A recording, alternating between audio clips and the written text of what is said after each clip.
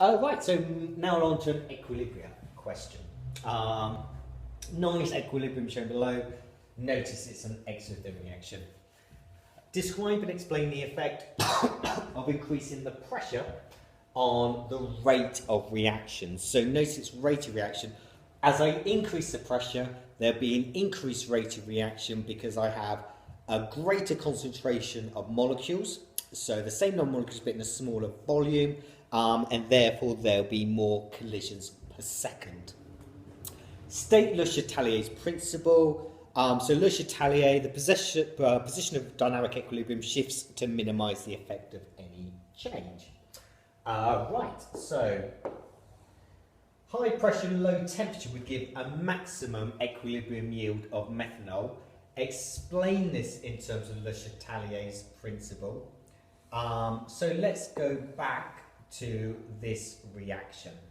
So first of all, I have got 4 moles of gas on that side, but only 2 moles of gas on that side. So in terms of pressure, 4 moles goes to 2 moles.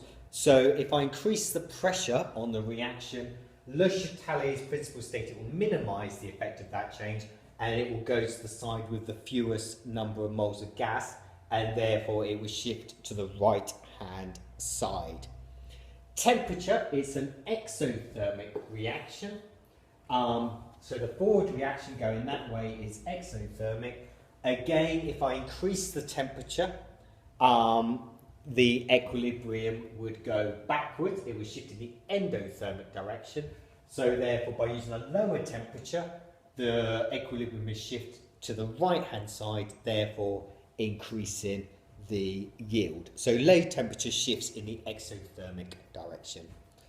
It moves on to say, explain why the actual conditions used by the chemical industry might be different. Well, if you have too high a pressure, it's really expensive, and also it's dangerous as well. A low temperature, of course, you know, as you decrease the temperature, your rate of reaction will decrease. So low temperature is a slow rate of reaction. So time for the old Boltzmann distribution. So it wants me to sketch a labeled diagram, label the axes rather, and using the Boltzmann distribution explain how a catalyst increases the rate of reaction. So first of all, going on this side is going to be number of molecules. And then going on this axis will be energy. Sort that one out now. Okay, so there we go. And then in order to start, so I'm going to start at 0, 0. That's really important. You go up and then curve down like so. So that's your bog standard Boltzmann distribution. It then wants me to explain how a catalyst increases the rate of reaction. So if that is your activation energy, EA, that would be the activation energy with a catalyst. And therefore you can say that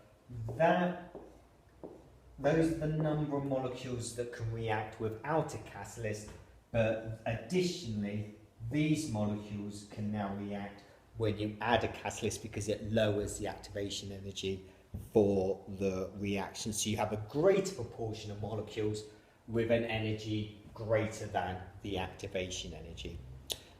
It then goes on to say, explain how the use of a catalyst can reduce the demand for energy later on the paper. It allows the reactions to take place at a lower temperature. Okay, so I'm going to keep these molecules up on the board and we'll go through the questions. So I've got some compounds out and it says, first one, A, which compound B to H could be used to make the polymer PTFE? So which one can be used to make the polymer? It's going to be B. You can see you've got an alkene and you've got the 4 fluorines which would make allow me to make polytetrafluoroethene. Polymer H can be disposed of by combustion. So let's bring that boy up. There he is. Draw the structure of the monomer needed to make polymer H.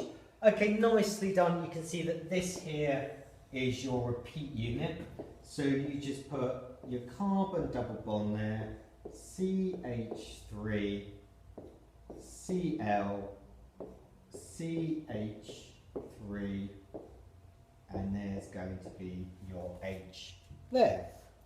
Give the formula of an acidic gas, acidic toxic gas that could be formed during the combustion of polymer H.